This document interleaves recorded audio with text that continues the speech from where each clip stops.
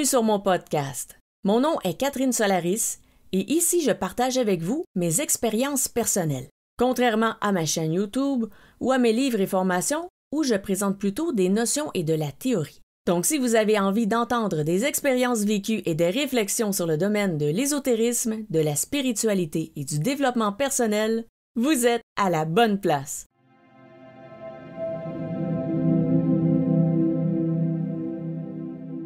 Dans cet épisode, je vais vous raconter mon premier voyage astral. Mais mon premier voyage astral s'est fait dans une chambre hantée. Donc, c'est pour ça que le titre, c'est mon premier voyage astral était hanté. En fait, avoir su, je n'aurais pas fait de voyage astral dans cette pièce, mais mes dons de médium à l'époque n'étaient pas assez éveillés et je n'ai pas perçu la menace. Ceci dit, il y avait quand même assez d'indices pour une personne, même quelqu'un qui n'a aucun don, il y avait quand même assez d'indices que ce n'était pas un endroit propice au voyage astral. Je vais vous détailler ça un peu plus loin. Alors, on retourne au milieu de mon adolescence. Je ne me souviens plus quelle année en particulier, mais c'était une année, une époque où j'étais en train de faire des recherches au sens large sur l'ésotérisme. Et ce qui est arrivé, eh bien, c'est que, et ça c'est une histoire qui va sembler peut-être ne pas faire partie du sujet, mais je n'ai pas vraiment le choix de vous raconter un peu ça. Je vais essayer de faire un résumé, quelque chose d'assez bref. Mais c'est un peu ce qui m'a guidée et poussée à faire mon premier voyage astral.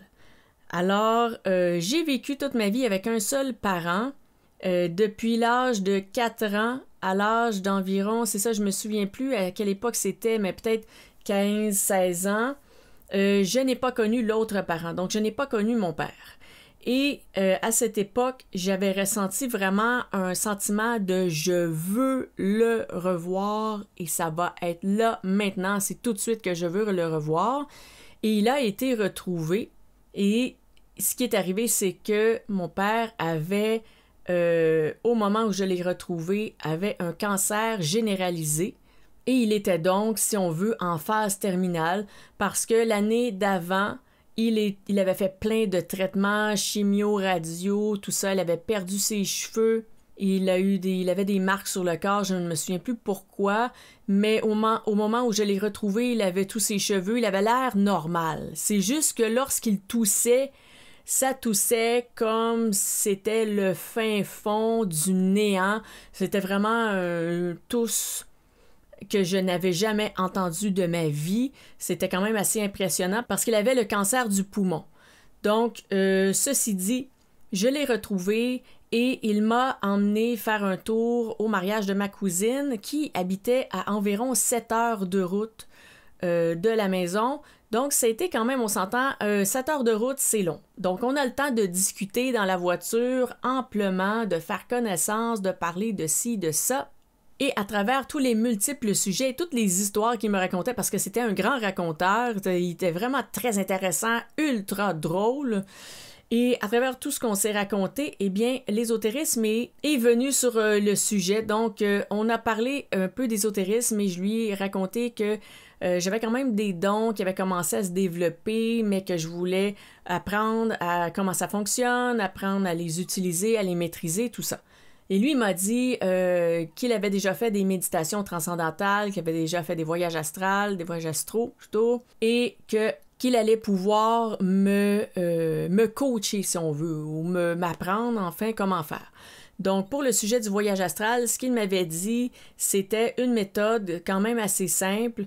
Donc, il m'avait expliqué comment faire la relaxation et comment visualiser pour sortir. Je vais vous dire ça tout à l'heure. Alors, parce que j'ai eu ce contact avec lui, j'ai pu faire mon premier essai, mais il est mort avant de m'enseigner tout le reste. Donc, il est mort quelques mois après qu'on se soit rencontrés, qu'on ait fait ce voyage ensemble. Donc, il me manque plein d'infos, plein de choses probablement qu'il savait comment maîtriser, comment utiliser. Je n'ai pas reçu son enseignement. Il a voulu m'apparaître une fois qu'il était de l'autre côté, mais moi, j'avais extrêmement peur des esprits, des entités. Donc, lorsqu'il a voulu m'apparaître, je me suis sauvée. Ça pourrait faire un bon épisode de podcast. Je pourrais toujours vous raconter la fois où mon père a voulu m'apparaître et que j'ai refusé. Donc, j'ai refusé ce contact. Est-ce que ça m'aurait donné vraiment quelque chose? Je ne sais pas. Ce que je sais, c'est que par rapport au voyage astral et à l'ésotérisme, je pense pas qu'il aurait pu m'enseigner ça en étant de l'autre côté. Ça m'aurait vraiment pris quelqu'un dans le monde physique pour m'apprendre. Bref, il m'avait quand même donné assez d'infos pour faire mon premier voyage. Alors, première chose, la chambre où j'étais. Pourquoi j'ai dit tout à l'heure que j'avais quand même des indices que ce n'était pas un bon endroit pour faire ça, c'est que lorsqu'on a emménagé dans le logement, la chambre où j'étais, il y avait une petite fenêtre faite sur le long, sur la hauteur, mais petite fenêtre. Vraiment, ça laissait passer à peine de lumière parce qu'en plus, ça donnait sur la cour arrière et dans la cour arrière, l'espace n'était pas à air ouverte. La fenêtre, en fait, donnait entre deux bâtiments. Donc, de chaque côté de la fenêtre, il y avait deux murs. Donc, on voyait entre les deux murs, puis dans la cour. Mais on s'entend que le soleil n'entrait jamais directement dans cette fenêtre. C'était peu éclairé. Et la fenêtre, quand on a visité le logement, elle était barricadée avec des planches de bois. Donc, à quel point est-ce que tu as besoin que la lumière n'entre pas dans une pièce qui est déjà très peu lumineuse? C'est une bonne question. Ensuite, l'autre truc, c'est qu'au salon, il y avait beaucoup de posters, beaucoup d'affiches de groupes de musique. Et entre autres, il y en avait un avec un bébé et un gun. Donc, un bébé et un revolver. Je crois que c'était une affiche de Pearl Jam, mais je suis pas certaine. C'est peut-être un autre groupe. Et ils avaient mis aussi des affiches dans le puits de lumière, ce qui était extrêmement étonnant parce que les affiches allaient quand même loin vers le haut et le bas et on comprenait pas, premièrement, pourquoi mettre des affiches là et comment ils avaient fait pour aller les mettre aussi loin. Ça, c'est un autre détail. Mais bref, pour dire que dans le logement, il y avait toutes sortes de petits trucs un peu louches. L'affiche au salon... Je comprends que c'est un groupe de musique, mais l'imagerie, quand même, reste assez louche d'un bébé qui, en fait, il tendait la main vers un arbre. C'est comme s'il s'apprêtait à le prendre pour jouer avec. Donc, on s'entend qu'il y a une connotation quand même très louche. Le fait de barricader une fenêtre qui a peu de lumière, c'était louche. Donc, il y avait aussi d'autres éléments dans ce logement, mais on l'avait pris parce que c'était pas cher et c'était une référence et tout ça. Donc, déjà, j'aurais pu me dire que c'était peut-être pas une bonne idée de faire quoi que ce soit dans ce logement, mais je l'ai fait quand même. Maintenant, pour ce qui est de la procédure dont mon père m'avait parlé, en fait, c'est très simple. C'était d'entrer dans un état de relaxation vraiment très profond et de se concentrer sur sa respiration. Une fois qu'on est concentré sur sa respiration et qu'on ne pense qu'à sa respiration, ensuite, c'était de se concentrer sur ses battements cardiaques. Et là, vous allez me dire, peut-être que, à part si on fait de la haute pression, on ne ressent pas vraiment nos battements cardiaques. Eh bien, en fait, c'est ça le but de l'exercice, c'est de tomber dans un état assez profond pour réussir à connecter avec les phénomènes physiques de base. Donc, respiration et ensuite le cœur. Et ça a fonctionné pour moi, mais je n'arrivais pas à passer à la prochaine étape. Et l'autre astuce, une fois qu'on avait atteint le profond état de méditation, c'était de visualiser une ligne à partir du troisième œil et qui s'en va vers l'avant, donc vers le haut, mais en diagonale. Donc, si vous voulez le visualiser un peu, c'est que un peu comme si vous êtes couché, vous êtes étendu dans votre lit, et là, vous vous levez, mais vous levez que votre haut du corps. Donc, vous levez votre haut du corps, et la ligne, le tracé que votre tête va faire, ça va être ça la ligne que vous allez visualiser pour sortir de votre corps. Parce qu'en fait, c'est un peu ça qu'on essaie de reproduire. On essaie de reproduire le fait quand on se lève de notre lit. Bon, bien sûr, peut-être qu'on se tourne sur le côté, ensuite on s'assit et qu'on se lève autrement que ça, mais si on visualise le fait de se lever que le haut du corps dans notre lit, eh bien, c'est un peu ça la visualisation qu'il m'avait donnée. Donc, je fais ça, la méditation profonde, le cœur, je sens le cœur qui bat, tout ça. J'y arrive. Et là, je me dis, je veux sortir de mon corps, je veux sortir de mon corps. Et là, je commence à sentir des énergies qui enveloppent mon corps. Je commence à sentir des sensations que je n'ai jamais senties avant. Donc, il se passe quelque chose de différent. Quelque chose est en train de s'activer. Ensuite, je me mets à visualiser la ligne qui part de mon troisième œil et qui monte vers le haut, mais en diagonale vers l'avant. Et je visualise et il ne se passe rien. Ensuite, je refais un autre essai un autre jour et un autre jour et d'autres indices. Je parlais qu'il y avait assez d'indices pour ne rien faire dans cette pièce. Et bien d'autres indices, je faisais des cauchemars. Donc, quand on fait des cauchemars dans un logement où on n'en faisait pas tant que ça avant, ça peut être un signe. Si vous faites des cauchemars dans un endroit, peut-être ne pas faire de voyage astral. Ça se peut qu'il y ait quelque chose en place dans la pièce, dans le logement. Il y a quelque chose de négatif. De toute façon, ce n'est pas le temps de passer à faire des techniques ésotériques, c'est le temps de purifier l'endroit ou de travailler sur soi pour se libérer de ces cauchemars.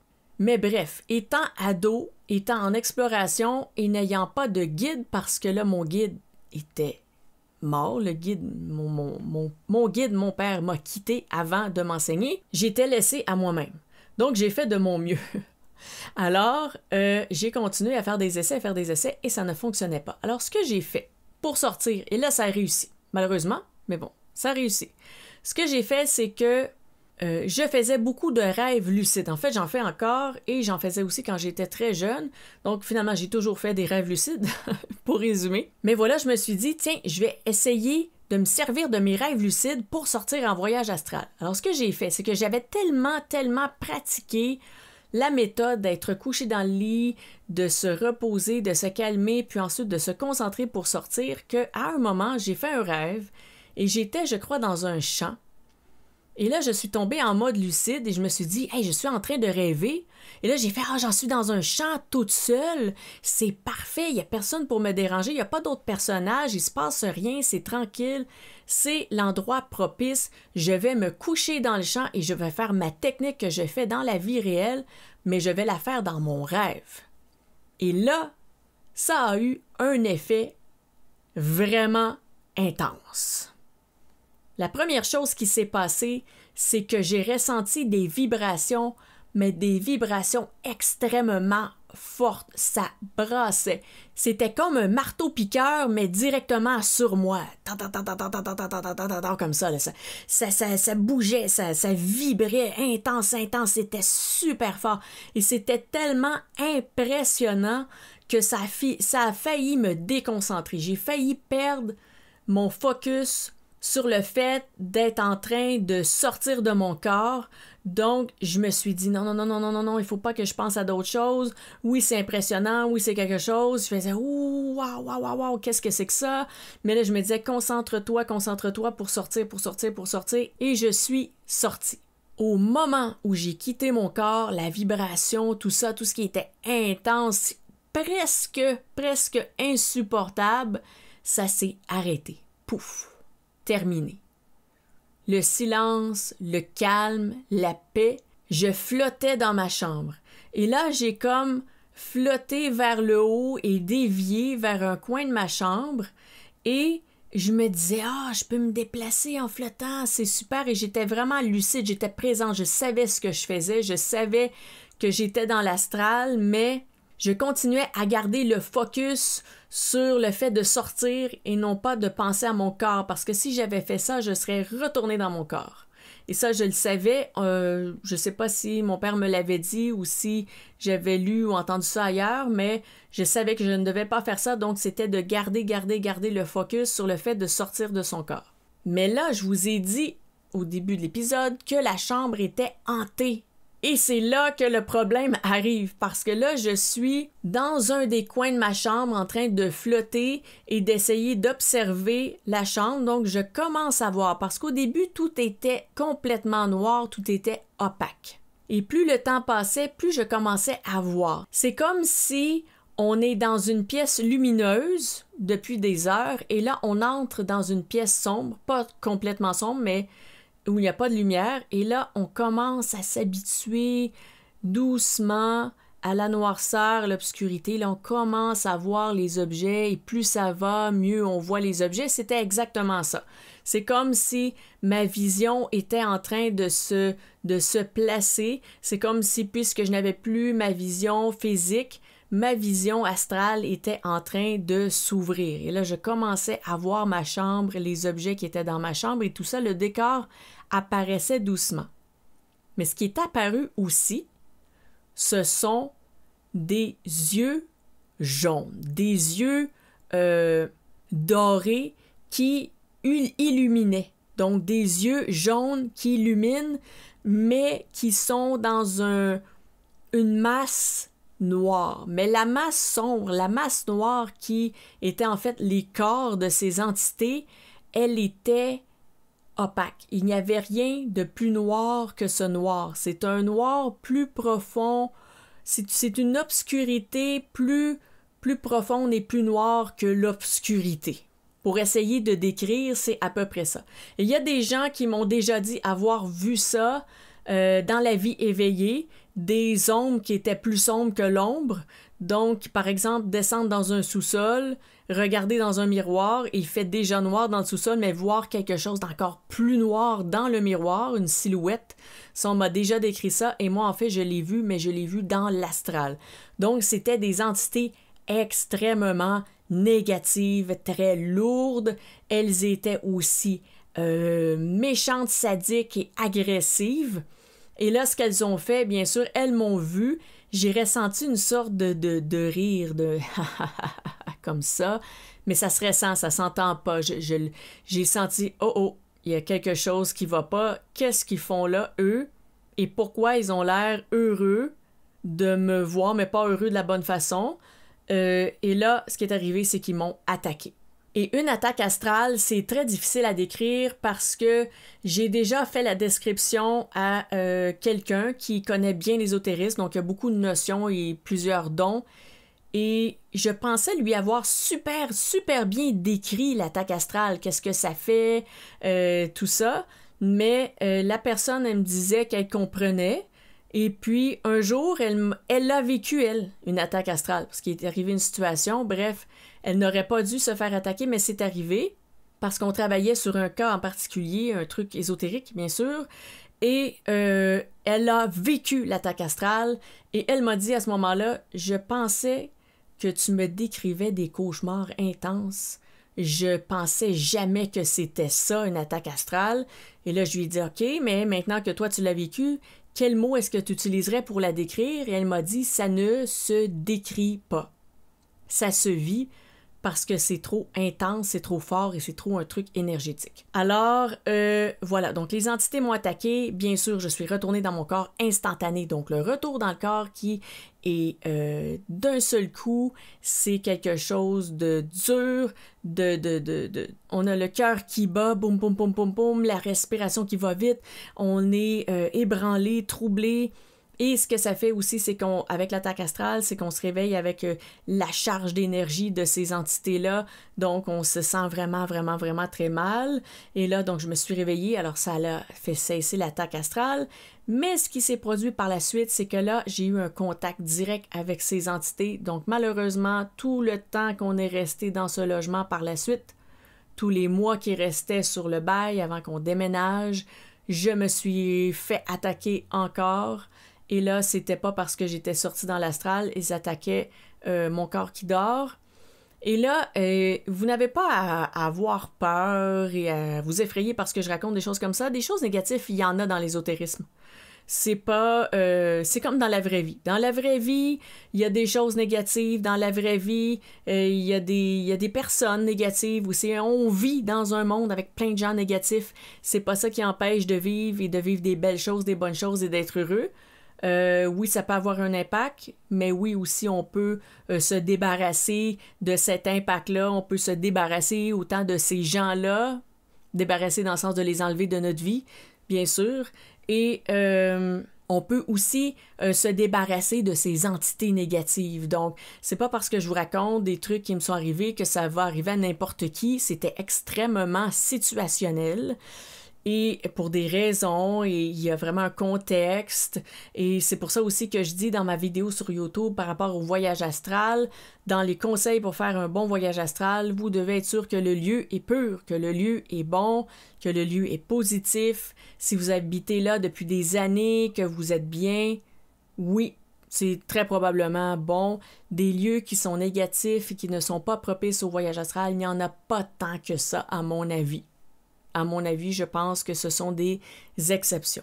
Et ce qui est arrivé aussi par la suite, ce ne sont pas seulement des attaques astrales qui se sont produites, c'est que il y a eu aussi des phénomènes d'hantise, donc des phénomènes paranormaux, comme lorsque j'étais sur le point de m'endormir, j'entendais des voix ou des respirations. Des respirations, souvent, ça faisait ça, comme ça, comme un peu comme un chien qui respire vite.